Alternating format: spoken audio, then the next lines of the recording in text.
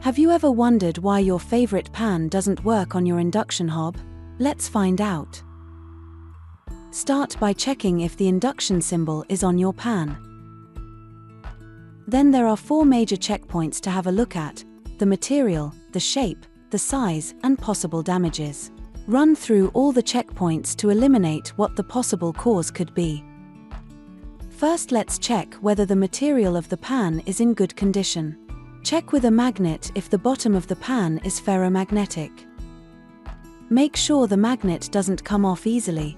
Low magnetic strength can't handle heat transfer effectively. Then, have a closer look at the shape of the pan. Make sure the bottom of the pan is completely flat. Check if the bottom stays flat while cooking. Too thin material might lose its shape when heated. Next to that, the size of your pan is an important factor. Look if the bottom of the pan matches the induction hob. And finally, check the cooktop on scratches or damages.